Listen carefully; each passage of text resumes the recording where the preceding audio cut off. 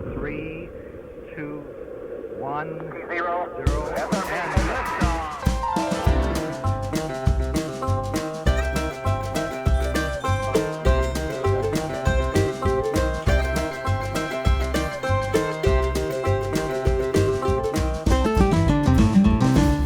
Nice to be in orbit.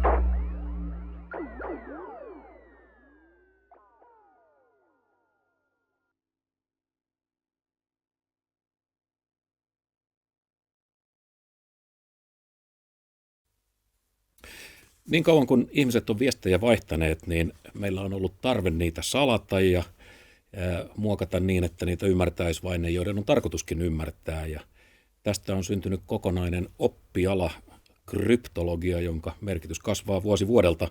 Suomen hallitusohjelmassa datatalous on merkitty strategiseksi teemaksi ja siihen kuuluu asioita tyyppiä kvanttilaskenta, nopeat langattomat verkot, terveysdata, tekoäly ja kyberturvallisuus.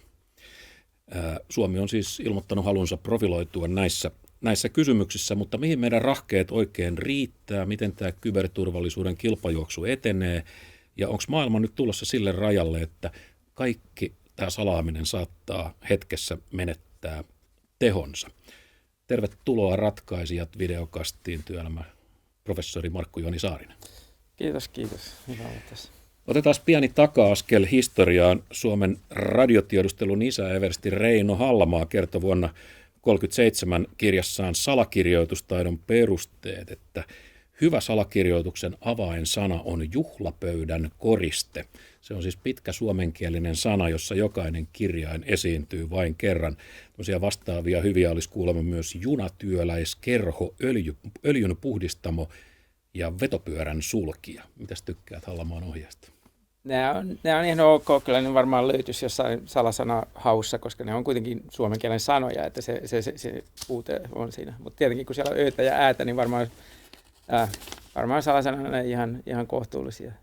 Vuodesta 1937 on tietysti varmaan edistytty jonkun verran monellakin tavalla. Joo, itse asiassa mä käytin tätä samaa kirjaa, mä kaivoin sieltä jotain esimerkkejä harjoitustehtäviksi mun oppilaille, kun mä olin opetusassari kryptologian kurssilla TKK:lla aikanaan. Mä löysin sieltä, se oli histogrammin näistä, siellä oli suomen kielen kirjainten tämmöinen taajuusluettelo siinä kyseisessä kirjassa. Mulla oli se käytössä. Okei, kuranttia tavaraa edelleen. Sä oot siis kryptologi, eli saako sanoa salaustieteilijä. Mitä kryptologi tarkalleen tekee? Mitä kryptologia on? No, nykypäivänä kryptologia siis se on yhä sitä tiedon salausta ja suojausta. Tietenkin siis näiden salausmenetelmien käyttötarkoitukset on laajentunut, että me myös niin kuin estetään tiedon muokkausta, että ei ainoastaan, että voidaan tehdä allekirjoituksia ja voidaan tehdä muunkinlaisia asioita, tehdä näitä salausprotokollia, mutta käytännössä se on näiden, niin kuin, ajatellaan niin kuin kyberturvallisuuden alainen tämmöinen matemaattisluonteinen juttu. Useimmat on matemaatikoita, jotka tätä tekee. Mutta sitten siinä on paljon tietenkin insinööritouhua, että tuollaisen niin kuin salauslaitteen niin helpoin tapa murtaa se toisaalta on sitten yleensä se itse laitteen murtaminen. Tiedätkö, että sieltä löytyy joku tämmöinen muunlainen haavoittuvaisuus. Että siinä, se on niin kuin sellainen kokonaisasia, että ainahan hyökkäjälle se kaikista helpoin tapa murtaa asia on se, minkä ne haluaa tehdä. Mm. Mikä sun oma tausta on? Jos mä oon ymmärtänyt oikein, niin sä oot hakkeroinut tietokoneita pikkupojasta saakka, mutta että miten kryptologiksi tullaan? Jaa, se oli mä olin ihan teini, siis 90-luvun alussa, niin se alkutarina, mitä mä kiinnostuin siitä, oli justiinsa tämä, että piti salasanoja murtaa. Että Koska ne ovat kiellettyjä, niitä pitää murtaa. No, kun mulla oli kädessä salattuja salasanoja, niin sitten piti keksiä, että miten niistä nyt saadaan sitten ne itse salasanat ulos. Tämä oli niin kuin 90-luvun alussa. Tavallaan tietokone tekee sen vastaavalla tavalla vieläkin, että se on aina tälleen tiivistefunktion muodossa, siis salattuna tavallaan siellä kovalevyllä, ja sitten kun sä laitat sen salasanan sinne sisään, niin sitten sitä verrataan tähän tiivistefunktioon. Tämä on yksisuuntainen funktio. Ja sitten se, että jos sä korkkaat sen tietokoneen tavalla tai toiselta, niin sä saat sen listan käteesi. Mutta sä et pysty vielä loggaamaan sisään ennen kuin sä niin kuin löydät. Niin piti vaan niin kuin nopeasti pystyä etsimään näitä. Tämä oli 93. Sitten siihen aikaan ei ollut kauheasti tietoa. Internet oli vähän sille alkukuopissa ja onnekkaasti kirjastosta löydin pari kirjaa, josta avautui esimerkiksi just tämä salaus. Siihen aikaan tätä Crypt3-funktion toiminta avautui sitten. Oliko se sulle niin kuin älyllinen haaste vai mikä siinä vielä? Ehdottomasti siis sehän, erityisesti niin kuin kryptoanalyysissä, siis kryptoanalyysi on näiden niin kuin murtamista tai vahvuuden mittaamista, niin se on niin kuin tarkoituksella vaikeiden ongelmien ratkaisua. Se on niin kuin ihan tosiaan, että ne tehtävät on suunniteltu sillä tavalla, että ne on mahdollisimman vaikeita ratkaista. Se on todellakin haastavaa sitten. Mutta sä oot koulutukseltas matemaatikko. No joo, kyllä sen voi sanoa. Siis lyhyesti Jyväskylässä tein maisterin paperit tieteellisestä laskennasta, joka oli semmoinen niin kuin välimuoto, kai se on käsittelytieteen puolella. Ja sitten kun mä Lontoossa väittelin, niin siihen aikaan tämä heidän Royal Hollowayssa Information Security Group oli vielä matematiikan laitoksen alla. Mutta se oli huvittava, kun se oli kasvanut niin isoksi, että se oli jo, 4/5 siitä matematiikan laitoksesta oli tätä kyberiä, niin myöhemmin sen sitten, mutta ottaen huomioon, tosiaan matematiikan laitokselta väitellyt, että kai mä voin sanoa sitä, ja se oli vähän matemaattisluonteinen väikkäri. Sä oot ehtinyt uralla tekemään monenlaisia juttuja, ja jos muistan oikein, niin sä olet kerran saanut tukipyynnön amerikkalaisesta ydinaselaboratoriosta. Kerro, mitä siinä tapahtui. Tämä on ihan muinaishistoria. Siis sen takia sitä voikin puhua. Mä oon 30 vuotta, tiedät, tehnyt kohta tätä juttua, niin on ehtinyt monenlaista tapahtua. Mutta siis aikojen alussa niin mä olin varhainen työntekijä SSOlla, SSO Communication Security. Se oli semmoinen startup-firma, joka päätyi sitten Helsingin pörssiinkin. Se on siellä vieläkin. No me oltiin siinä, ja mä olin 22V tai jotain tätä luokkaa, ja meitä oli hyvin pieni tiimi tekemässä tätä softaa siinä, niin sieltä tuli sitten tällainen pyyntö, että jotain pitää tehdä tälle. Mua huvitti se tavattomasti, että mistä se tuli. Että ette epäily vitsiksi sitä? Ei siinä tilanteessa, siinä tehdään, niin otetaan. Tosissaan laittoi kyllä itseänsä miettimään, että nyt pitää kyllä vähän vakavasti suhtautua tähän omaan työhön, niin se paljon ratsastaa. Mutta meidän tuote oli yksinkertaisesti käytettävämpi kuin mitä heillä oli valtionvirastolta, eli luultavasti NSAlta niin kuin käytettävissä. Että sen takia ne paikalliset järjestelmän ylläpitäjät siellä jossain laboratoriossa sitten, että SSOlla se on se, mitä voidaan käyttää. Että politiikka on vieläkin noissa semmoinen, että pääsääntöisesti ainoastaan tällaisia viranomaishyväksyttyjä salausjuttuja käytetään tietenkin, mutta siinä tapauksessa, että jos ei kerta kaikkiaan ole mitään saatavilla, niin sitten voidaan käyttää jotain muutakin tällaista softaa tai työkalua. Mistä sun päivittäinen työ koostuu? No, mitä sä teet, kun sä lähdet aamulla duuniin? Tällä hetkellä, vaikka mä oon työelämäprofessori, niin musta on tullut enemmän vähän ihan tämmöinen perus lehtorityyppinen, että mulla on tällä hetkellä, mä opetan kurssia ja sitten se on sitä tieteellistä työtä, eli kollegoiden kanssa rustataan artikkeleita, yritetään saada niitä hyväksytyksi tuonne jonnekin maailmalle ja seurataan sitten, että mitä muut julkaisee. Tietenkin sitten siinä on se, että meidän julkaisut on sitä, että tosiaan yritetään murtaakin joskus aina näitä ehdotuksia sieltä sun täältä. Että siellä on parikin kilpailua tällä hetkellä menossa, ikään kuin eri valtiot valitsee omia salausmenetelmiä. Tutkitaan niitä. Meillä on tässä videolla pieni tunnelmapala sun työpaikalta. Katsotaan se tähän väliin. Olen Markku-Juhani Saarinen. Mä oon Tampereen yliopiston tietoturvan työelämäprofessori ja mä olen myöskin dosentti kryptologian ja tietoturvan alalla täällä. Mä opetan kvanttiturvallista kryptoa ja mä toimin myöskin mikropiirien parissa. Mä tutkin niiden turvallisuutta, että miten turvataan mikropiirejä itseensä hyökkäyksiltä. Kryptologia on, suomeksi kai virallinen termi on salaustekniikka. Siis kyseessä on 2000 vuotta vanha tieteenala. Että niin kauan kun on haluttu viestiä salaisesti tai sillä olettamuksella, että vihollinen pystyy kuuntelemaan tai lukemaan, niin, eli ollaan salattu viestejä, niin tästä on kyse kryptografiassa perinteisesti, mutta nykyään kaikki viestiliikenne on melkein itse asiassa salattua. Siis tällaista niin kuin modernia yhteiskuntaa, jossa ihmiset pystyy netissä esimerkiksi käymään kauppaa, niin ei oikeastaan olisi ilman kryptologiaa, joten se on hyvin niin kuin, laajalle levittäytynyt. Se on käytännössä niin kuin tietoliikenteeseen liittyvää ja sitten myöskin miten tietokoneet suojaa itteensä. Eli se ei ole pelkästään sitä viestiliikenteen salaamista enää, että se pystytään monenlaiseen muuhun. Mulla on tämmöinen, mikä sai mut kiinnostumaan kryptologiasta, mulla on tällainen niin kuin, vähän semmoinen niin kuin hakkeritausta nuorena miehenä, niin silloin 90-luvulla niin ei ollut kauheasti koulutusta olemassa kryptologia-alalla, että sai itse etsiä. Niin kyllä se oli se, että kun mä keksin, että nämä salasanat tallennetaan salatussa muodossa tietokoneisiin, että mitenköhän niitä saisi auki ja yritin näitä tutkia, niin sitä kautta joskus silloin 90-luvun puolivälissä niin alkoi kiinnostaa, mitä kryptologia oikeasti on ja mikä tekee siitä turvallista. Kryptologia on tärkeää, ollut enenevässä määrin tärkeää, koska ihmiset on siirtynyt enemmän nettiin ja verkkoyhteyksiin. Että sinänsähän tämä viestintä, jota meillä esimerkiksi kännykällä harrastetaan, niin eihän siinä olisi lainkaan turvallisuutta, ellei olisi kryptologia. Että se on niin kuin, siitä on tullut enemmän ja enemmän tärkeää tästä syystä. Tällä hetkellä meillä on murrosvaihe, että kvanttitietokoneet potentiaalisesti tulossa ja meidän pitää varautua siihen, että tietyt salausalgoritmit, itse asiassa nämä salausmenetelmät pystytään murtamaan näillä kvanttitietokoneilla ja sen takia on tämmöinen murrosvaihe, jossa siirrytään vähän erilaisiin salaustekniikoihin. Toimin lähinnä tämän kvanttiturvallisen salauksen parissa tällä hetkellä ja orientaatio on sellainen hyvin käytännönläheinen, niin kuin tehdään näitä toteutuksia ja tutkitaan niiden turvallisuutta. Markku Juhani-Saarinen, kvanttitietokoneet kehittyy hyvää vauhtia ja meillä on kalpea aavistus siitä, että mikä niiden suorituskyky jonain päivänä on.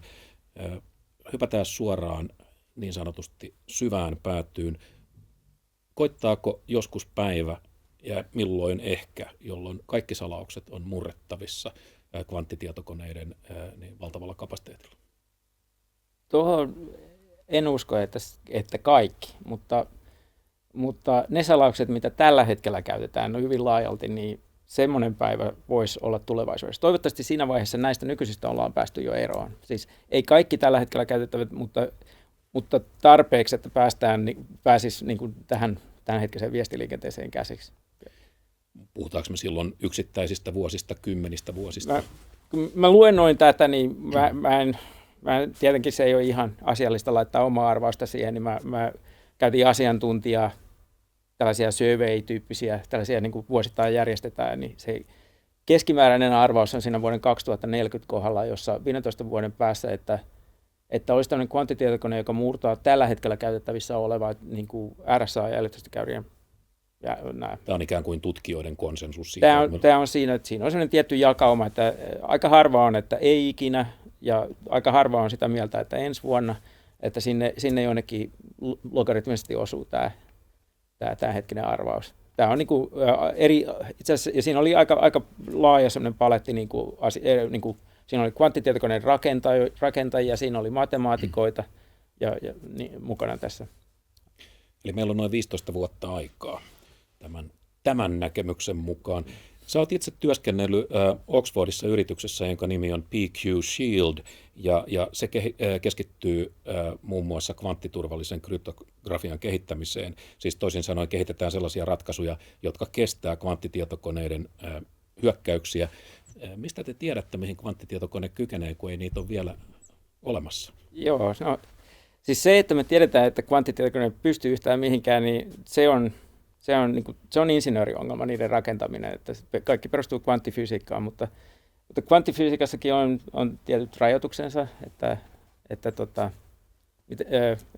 esimerkiksi tämmöinen kubitit voi olla eksponentiaalisessa määrässä tiloja yhtä aikaa, tämmöinen superpositio, mutta sitten jossain vaiheessa tulee realiteetit vastaan, että pitää mitata niiden tilaa, että tulee nämä fysiikan rajoitukset vastaan. Siis kvanttitietokoneella on ihan oma sellainen laskennantamalli, jossa me voidaan sen mallin puitteissa niin kuin osoittaa, että mikä on niin kuin suurin piirtein mahdollista ja mikä ei ehkä onnistu.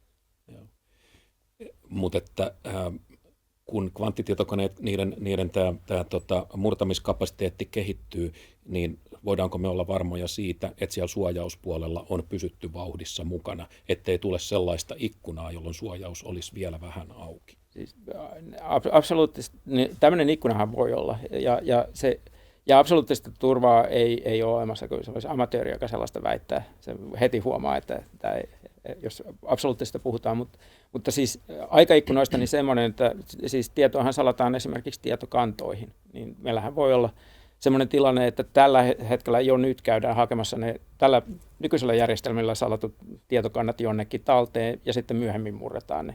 Ja kansalaisillahan on yksityistä tietoa, joka voi olla salassa pidettävää hyvinkin pitkään. Että siinä mielessä se on saattanut se vahinko tapahtua, että kuka tietää. Jos vielä palataan hetkeksi siihen PQ Shieldiin, niin mitä te käytännössä siellä teitte? Minkä tyyppisiä juttuja? Ja voisin kuvitella, että ne on aika erikoisia ratkaisuja. Minkälaisia erityisiä vaatimuksia niihin liittyy? PQ Shields on todellakin nimessä, se on post-quantum kirjaimista tulee. Siellä vierähti Oxfordissa 6 vuotta. Ja se lähti tavallaan siitä, kun Yhdysvalloissa oli käynnissä tämä kilpailu näiden uusien kvanttiturvallisten salausalgoritmien valitsemiseksi, niin me katsottiin, että jossain vaiheessa näitä pitää toteuttaa. Ne tulee näiden nykyisten salausjärjestelmien päälle, että aletaan niin kuin tekemään tätä intellectual property-touhua, patentoidaan rautaratkaisuja ja tällaista, että jossain vaiheessa se teollisuus, kun niiden on pakko siirtyä tähän uuteen, niin kuin nyt tapahtuu sitten, se ennustus meni oikeaan, niin että meillä on sitten ne ratkaisut valmiina.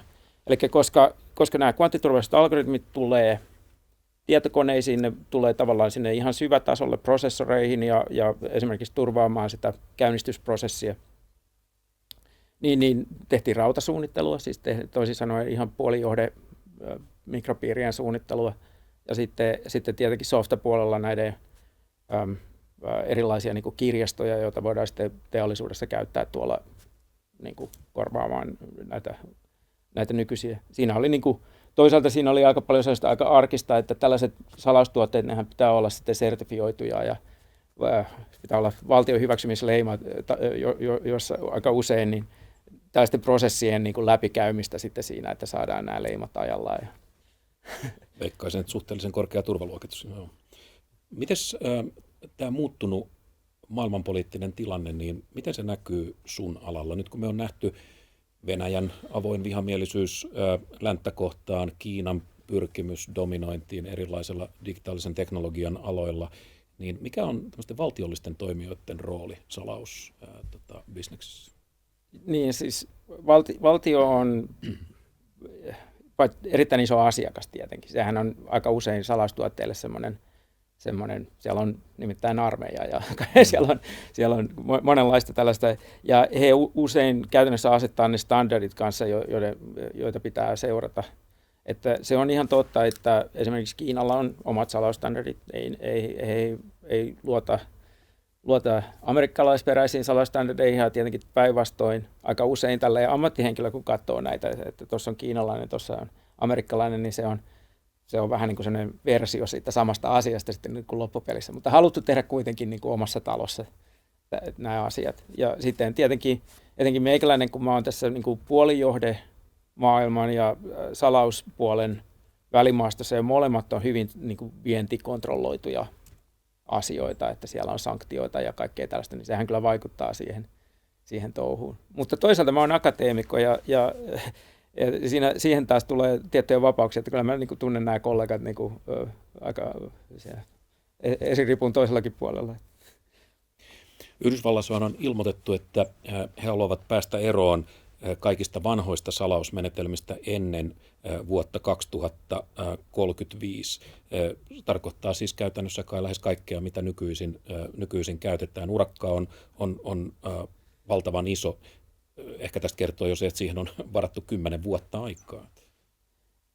Niin joo, että heillä on kokemusta näistä, että esimerkiksi on tapahtunut tällaista, että joku 10 vuotta sitten tapahtui, että tietty tämmöinen tiivistefunktio murrettiin, että löytyi tämmöinen haavoittuvaisuus sieltä. Ja sen takia tämä piti korvata sitten kaikissa järjestelmissä. Se oli niin kuin vastaavalla tavalla niin monessa paikassa, että siihenkin meni 10 vuotta. Ja siinä on ihan haasteita vaan löytää niin kuin ne kaikki paikat, joissa tällaisia salausalgoritmeja käytetään ja sitten lähtee systemaattisesti korvaamaan niitä. Mutta siellä todellakin esimerkiksi, no miten se nyt sanoisi, vai joka aamu käsittääkseni 2 miljoonaa amerikkalaista sotilasta loggaa omalle tietokoneelle. Ehkä ne ei kaikki loggaa, mutta heillä on siis tämmöinen niin kuin kortti, jossa on sitten... Käyttävät tietään tai tietämättään. Niin, siellä on sirukortti, jolla sitten logataan sisään, niin tässä sirukortissa esimerkiksi siellä on tietty tämmöinen sähköinen allekirjoitusjärjestelmä ja ne menee uusiksi. Mutta se korttien uusiminen ei ole se vaikein asia, vaan sitten se koko infrastruktuuri, sitten kaikki tietojärjestelmät tunnistautuu sitten tämän avulla. Tämä on niin kuin vain esimerkki tästä. Miten tämä sama asia hoidetaan sitten meillä, siis Euroopassa, Suomessa? Sama ongelma on melkeisissä.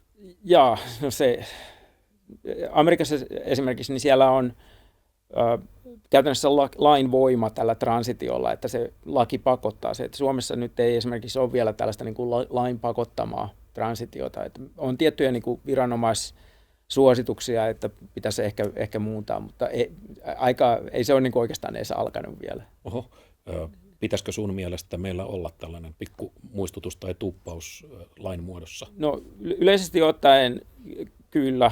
Se on niin kuin sanotaan vaikka palovarattimet, ei niitä kukaan sitten jaksaisi laittaa, ellei sitten siellä on joku laki sitten. Tämä on niin kuin turvallisuusasioissa yleensä, että sitten tulee vahinko ja sitten reaktiivisesti tehdään. Ja näiden sitten korvaaminen jälkikäteen sen jälkeen, kun on oikeasti niin sanotusti määrät kuset housuissa, niin se on sitten huutiloitua mahdollisesti. Mikä on suomalaisen kryptologian tila noin ylisummaan? Meillähän on jonkun verran näitä alan ekosysteemeitä ja meillä on nimekkäitä tietoturvayrityksiä, mutta että kryptologeja ei, sun kollegoita ei taida olla ihan vaivaksasti. Tämä pitää paikkansa ikävä kyllä, että meillä on aika vähän väkeä mennyt tähän ammattiin tässä viimeisen parin vuosikymmenen aikana.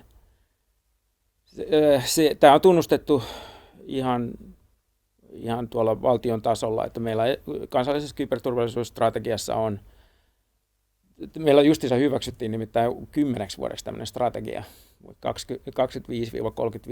ja siellä on tarkoitus panostaa moninkertaiseksi tämä määrä, että jos verrataan ihan verrokkimaihin, vaikka Ruotsiin erityisesti ja Norjaan, niin meidän tilanne on kyllä aika heikko, että mennään minimirajoilla melkein. Että heillä on esimerkiksi, Ruotsillahan on, ja Norjallakin on toimivat, heillä on perinteet ja tällaiset. Meillä on ikävä kyllä se perinne vähän katkennut tässä kryptologiassa. Otetaanko siellä asiat jotenkin vakavammin, tämä kysymys vakavammin? Ollaanko me pikkusen huolettomia? Niin, se on vähän, tämä ehkä, joo, että kyllä se otetaan vähän vakavammin siinä. En mäkään jaksanut mitään palopuheita tuolla tai mitään julistusta, että maailma sortuu, mutta mielestäni kyllä itsenäisellä valtiolla pitäisi olla kyky arvioida omien salaustuotteiden turvallisuus.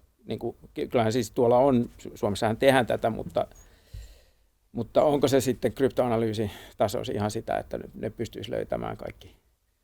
Ja myöskin olisihan se hyvä, että myöskin pystyä suunnittelemaan ihan näitä salausalgoritmeja. Tällaista toimintaa ei Suomessa juurikaan ole. Että se on aika usein, siis kun mä käyn kryptologian noissa pääkonferensseissa, niin aika usein olen ainoa suomalainen siellä. Tilanne on jossain vaikea ja huolestuttava välimaastossa. Se on siellä, että tämä on kyllä tuolla viranomaispuolella tiedossa. Että se sinänsä. Ja sitten se, tavallaan se, että kuka sitten näitä kryptologeja taikoo Suomeen, niin sitten sehän on tavallaan mun tehtävä kyllä. Että mulla pitää olla tohtorioppilaita, että sehän on, ainakin tietyllä tasolla se on vähän niin kuin sellainen peruskoulutus kryptologille on tohtorin tutkinto ja näin, että muunhan pitää itse sitä, se on tavallaan mun tehtävä sitten kyllä. korjata asiaa. Sähän olet mukana tässä tamperelaisessa siruvalmistuksen hubissa, jonka nimi on SOC Hub, siis System on Chip Hub. Mikä sun rooli tai kryptologian rooli siinä on, ja mikä teidän tavoite tarkalleen tämän SOCn toiminnassa on? Joo, SOC, kyseessä on siis järjestelmäpiirisuunnittelun tämmöinen koulutus ja yleinen tekeminen. Tämmöiset järjestelmäpiirit, että meillähän on tapahtunut tämmöinen integraatio, että ennen tietokoneissa oli 1 miljoona komponenttia ja nykyään tietokoneissa ja leivänpahtimissa ja kännyköissä kaikki on tavallaan tiivistynyt siihen yhteen mikropiiriin, joka tekee kaiken. Sun läppärissä on niinku, tavallaan niinku yksi iso mikropiiri siellä, että SOC-sokki on tällainen. Siellä sitten mikropiirin, siellähän on kaikenlaista, siellä on grafiikkaa usein ja siellä on ne, mutta jossain kulmassa niin siellä on sitten tällainen pieni palanen, joka sitten huolehtii sen järjestelmän turvallisuudesta.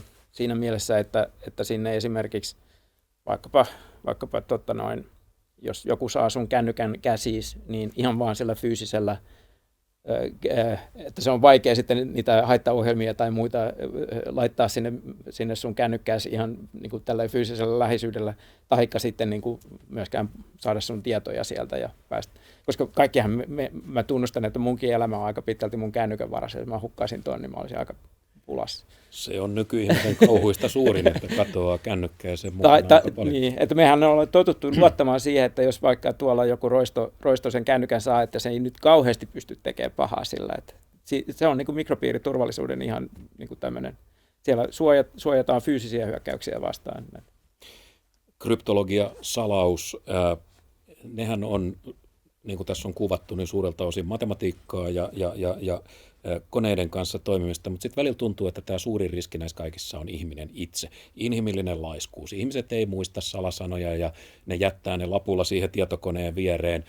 Markku-Juhani Saarinen, miten kryptologi itse hoitaa oman tietoturvansa? Ethän säkään voi muistaa kaikkia niitä kymmeniä salasanoja, joita sitä päivittäin vaaditaan.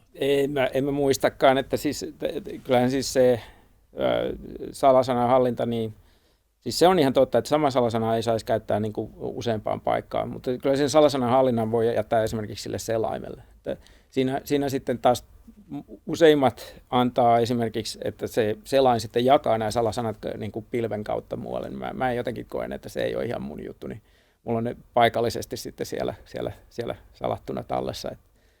Se on se mun kompromissi tavallaan. Mä en pysty muistamaan 1 miljoonaa salasanaa, mutta mä luotan, että mun tietokone on sitten sen verran niin kuin jotenkin suojattu. Mutta onneksi tämä uhkamalli nyt munkin kannalla on se, että ironisesti kryptologilla ei ole niin kauheasti salaisuuksia.